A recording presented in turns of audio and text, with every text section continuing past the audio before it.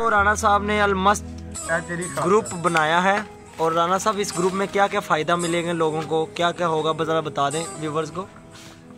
इंशाल्लाह ये जो हम मस्त खिदमत ग्रुप बना रहे हैं ये सब के लिए है, सिवाय उनके लिए जिनके अपने घर हैं उनको उनके बीच में इस्तेमाल नहीं किया जाएगा।